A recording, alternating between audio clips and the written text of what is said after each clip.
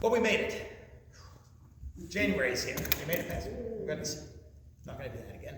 We made it. January's here. We made it past the new year. The food's all been cooked. The presents were opened, and the halls were decked, and the rest of the world's moved on, right? Walk into Dollar General, and there you see Valentine's hearts. Yeah, right? And what's left of the candy canes are 50% off. The music, the Christmas carols all stopped on December 26th on the radio and in the stores. And even in the liturgical calendar, we only have one day left of the Christmas season before it ends. Tomorrow is Epiphany, the celebration of Matthew's account of the birth of Jesus. When we think of Epiphany, we think of the coming of the Magi, or the wise men. But Epiphany was originally actually the earliest Christmas celebration. Way before we had our Western Christmas on December 25th. January 6th was celebrated as especially in the Eastern Orthodox churches, as the celebration of Jesus' birth. And for them, they didn't focus so much on the actual events surrounding the birth like Luke's gospel did, that we talked about a few weeks ago. Matthew's gospel celebrates what it meant that Jesus came. We celebrate Epiphany, and Epiphany literally means the appearance of a deity, the appearance of a God. And in the Christian calendar, we celebrate this day as a revelation of God, the celebration of God's revelation to us in Jesus Christ. So here we are. Christmas is almost over. We've got another year before Toyotathon. And we've got to talk about these Magi. Or were they wise men? Or kings? There are a lot of theories about who the Magi actually were. It's a lot easier to say who they weren't. The Magi were definitely not kings. We know that. We don't know how many of them there were. There were probably more than 3 because people tended to travel in large caravans for safety. We don't know their names. We don't even know if they were all men. And the reason for that is the best candidate for who the Magi actually were Zoroastrian priests who used to be advisors to the rulers of Persia. And these priests were both men and women and traveled in caravans together. So it's entirely plausible that the Magi who showed up were a mixed group. So the Magi, these ancient Persian priests, they had special training. They were trained to pay attention to nature, to watch the stars, and to use that to understand what was happening in the world around them. They were as close to scientists as the ancient world had, learning to pay attention to empirical observation of the world to make generalizations. So when we think about Epiphany, we're thinking about a group of foreign scientists who practice a different religion, who showed up in Jerusalem looking for a new king. Shocking. It might have been the people in Jerusalem, bless you. Might have been the people in Jerusalem, but Matthew's gospel was written in a way to set his readers up for this.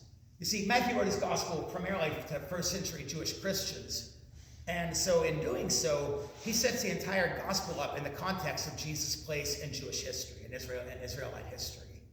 The beginning of Matthew starts with this long genealogy, list of names of all of Jesus' ancestors. And, it's something that we skip over a lot when we're preaching because it's boring.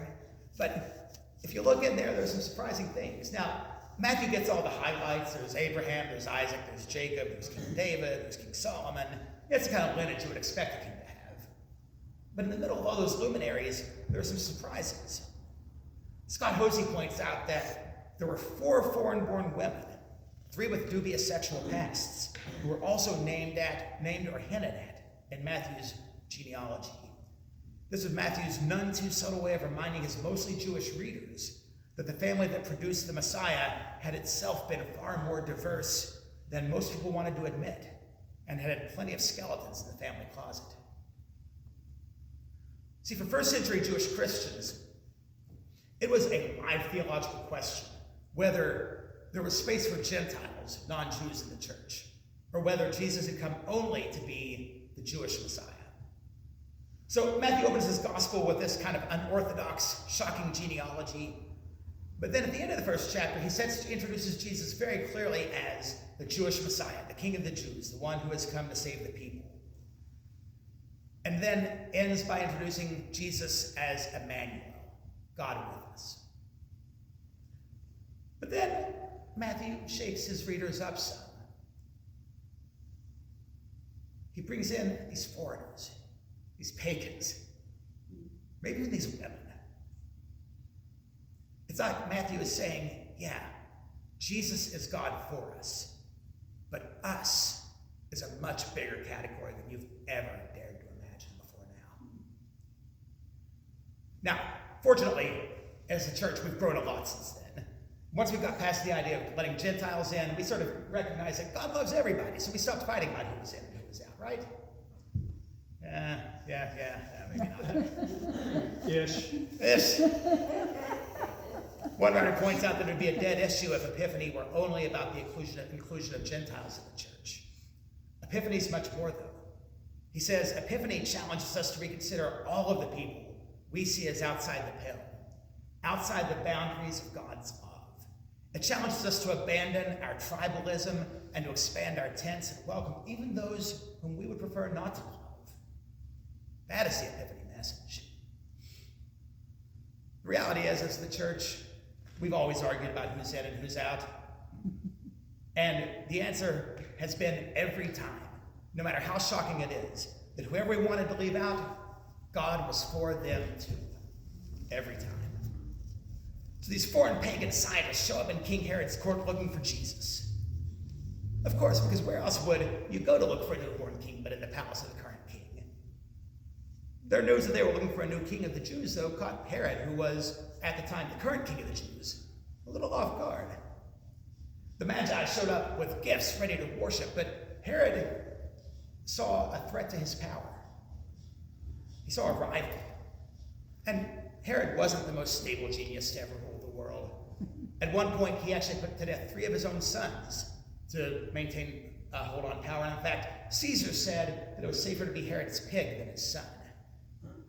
So the Magi unknowingly walk into this hornet's nest of political intrigue in the middle of Jerusalem, and they say they're here to find the new king. Well, the current king doesn't like that. So he asked them what happened, and they explained that they saw his star rising. It doesn't say, but given sort of timetables, most likely at least a year earlier they were traveling.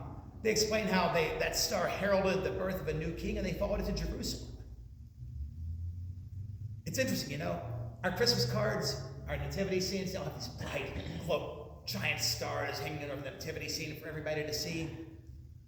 But if it were really like that, don't you think Herod would have noticed sometime that year? Or somebody in Jerusalem might have noticed that there was a big new star?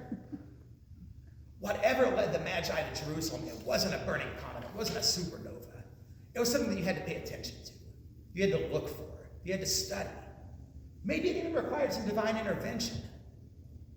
All we know for sure is that the Magi who saw it were the only ones who did. No one else in Jerusalem noticed. So when they showed up saying they were looking for a new king, that was news to everybody. And it says that all of Jerusalem was pretty disturbed by this fact. For those of you who were here when I was here a few weeks ago, you may remember that I talked about how Luke's gospel tells us that the first people to understand what Jesus was all about were pregnant women. Well, you can see in today's story that God's up to the same old tricks in Matthew's gospel. Because what happens here is that Jesus' birth isn't announced to the Jewish world by the King of the Jews. It wasn't noticed by the religious scholars. It took a bunch of foreigners who practiced a different religion showing up in Jerusalem to let all of Jerusalem know that the Messiah had been born. It's almost like, imagine a coven of Wiccans showing up in our service right now and saying they had a new thing to tell us about who God was and we'd better listen. Preposterous, right? I have a hunch that more of our churches than not would politely, or maybe not so politely, show them to the door. And that's really only because we stopped burning them a few hundred years ago. But the Magi showing up in Jerusalem remind us that anytime, anywhere, we try to limit who God is or what God is doing or how God speaks or what God is up to, we will miss out on the new revelations that God is giving us in the world. So when the Magi arrive in Bethlehem, finally, we get the impression that their actual visit with Jesus was brief. They bow down, they give their gifts, and they're on their way. But before they left Jerusalem, things were a little bit of an uproar. Herod was beside himself. The people were afraid. And before they left his palace, Herod said, make sure to come back and tell me where I can find this baby so I can also go and worship. Now the Magi, who were, among their other skills, were listening to dreams, picked up in a dream that they should not go back to Herod, and so they went home by a different way. That's the end of this morning's reading. It's kind of a cliffhanger. What happens next? If that were the end of the story, we'd be left with this kind of mysterious image of God's far-flung love and grace that is open to everybody. But that isn't where the story ends. Most of us know what comes next. Herod was furious, and in his fury, he ordered the slaughter of all children, all boys' children under the age of 2. Mary, Joseph, Jesus flee to Egypt. Theologian Richard Swanson points out, what I notice when I read the scene this time is that the Messiah enters the world, and the world does not change. Brutality is still in charge after Jesus' birth as much as it was before. And I notice that brutality is in charge now too. Read the news. Sometimes we like to imagine the world Jesus was born into as being a little more gentle, a little kinder. Or at least we want our Christmas stories to be gentle and kind. There's nothing gentle about Matthew's portrayal of Jesus' birth. As soon as the Magi leave Jerusalem, we're thrown full force into genocide. The Holy Family goes into exile, crosses a border in search of safety. And just as an aside, in today's political climate, when it's common to talk about migrants and immigrants like they're demons, it'd be really, really wise for all of us to remember that we follow a Savior whose first years of life were spent as a refugee. I'll leave that there, but that's an important thing for us to remember. So I think, though, we can all relate to the Magi. But the truth is, we can all relate to Herod too. Because at its heart, this story is about 2 roads we can choose. And the choice isn't always that easy or clear cut. Because let's look at our lives and ask ourselves, how do we respond when we face a threat to our own entrenched privilege? How do we respond when we're faced with a God who is always pulling in outsiders and outcasts? I recently finished reading a novel. It was Octavia Butler's novel, The Parable of the Sower. She wrote it in 1998, but it was set in 2024, and it follows the story of Lauren Olamina. Now, Olamina was an 18-year-old girl who was living life in what the novel describes as kind of a post-apocalyptic, post-climate change America. And so, the first part of the novel, Lauren and her family live in a gated community where the residents spend their whole lives doing the best they can to maintain the status quo. And that involves keeping out dangerous outsiders who, because of their violence and because they are addicted to a drug that causes them to set fires, are extremely dangerous. Lauren, though, kind of becomes an unlikely prophet in the story. Because she begins telling her community that she's figured out something about God. She says, God has changed. And if we're going to live in this world, we have to learn to change with God. We have to learn to join God in shaping the world that's coming. She challenges her community to think proactively, to move beyond fear, to move beyond anxiety. But they don't. And so about halfway through the first book, her community is destroyed, her family is killed. And Lauren sets out on the road and starts a new community, gathering followers as she travels. She founds a community called Acorn. And in Acorn, everyone is welcome as long as they're willing to work hard and share their wealth. Now, most people who come to Acorn eventually do adopt Lauren's religious philosophy, but they're not forced to. They have the freedom to do or not do what they want. There's another major character in the story, though, In the second novel, in the novel sequel, we're introduced to Andrew Steele Jarrett. Jarrett is a minister in what's described as the Church of Christian America. And he wins the presidency on the slogan, I promise you I'm not making this up, and I'm not making a political statement here, but he wins the presidency on the slogan, Make America Great Again. Jarrett and his followers see the same devastated landscape that Lawrence sees, but they respond differently. They fear change, and they reject outsiders, and they are certain that it is their job to rid America of all non-Christian faiths and all immoral elements. Jarrett's followers crack down on anyone they see as not belonging, and that includes Lauren and her followers. They destroy her community again and capture her and all of her followers. I won't tell you how it ends, because it's a great set of novels I encourage you to read, but it does end better than that. But it reminds me of a study that came out in 2012, where they showed people a series of random images. And what they noticed is that some people really fixated on positive, warm, happy images, like puppies and kittens and happy babies. And some people really fixated on frightening, disturbing images like car crashes or infected wounds. What they also noticed is that people who noticed the negative images, they noticed them longer. They paid more attention to them. They spent more time looking at them before they moved on.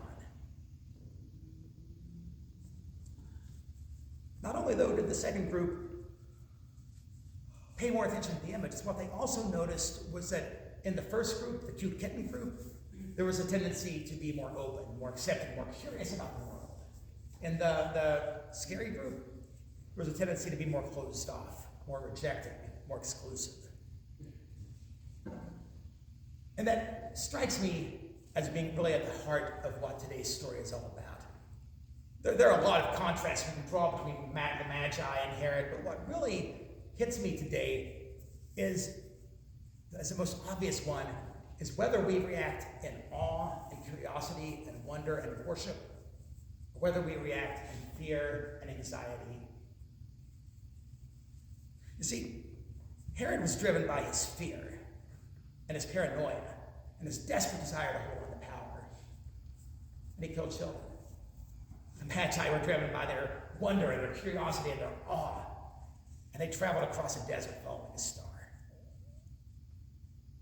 Today, God is calling us to let go of being driven by fear of the unknown, fear of our need to hold on to status, and instead to engage with the world that God has given us with curiosity, with awe, and with wonder, with openness to the possibility that God may be doing new things in the world all around us, and that God may even bring in strangers and outsiders and pagans, and that they may even know a thing or two to tell us about God. Episcopal priest Craig Scatterley, when he talked about Epiphany, said, it's always wondrously frightening to realize anew that God's own work of embracing all people is more mystery than formula. Because God's ways are always bigger than my understanding. The story leaves me basking in the light of Christ's star rather than worrying about the implications of the Magi coming to faith from outside the church or outside of our formulaic understandings of how faith happens. Well, the story ends with the Magi going off into the desert again. They came, they worshiped, they paid attention to the signs God gave them, and they went home by a different way, just cutting Herod out altogether. And then something really, really, really important happens. And it's a hard thing. After the Magi did the right things, Herod killed the children anyway. The Magi do their part to resist evil. But evil persisted, didn't it? And we see it all around us. But the story of Matthew's gospel, and in fact the story of the entire Bible, is that God is relentless in doing the work that God is doing in the world, and even when we do our very best to reject it or annihilate it. And of course, the ultimate message of our faith is that God's yes to the world that God created will triumph over the nose of the violent Herods all around us. There was nothing new about Herod. And we still have Herods today. People who would rather believe that God is theirs to manipulate, to hold on to privilege and power or position. One person said all these Herods do the opposite of the Magi. They work hard to make sure the subversive kingdom of Jesus is subservient to the political power of the state. He went on to say, these Herods, whether ancient or modern, are right about only one thing. If Jesus Christ is Lord, Caesar decidedly is not. And today, friends, just like the Magi of old, God is calling us to choose another road. There's nothing safe or predictable about the road God calls us to choose, because it is littered with wannabe Herods. And they will do everything in their power to resist the work that Jesus came to do. There isn't even a guarantee that we're going to see it. We're going to win. But you know what there is? There's a promise that God will. So friends, which road will you choose today?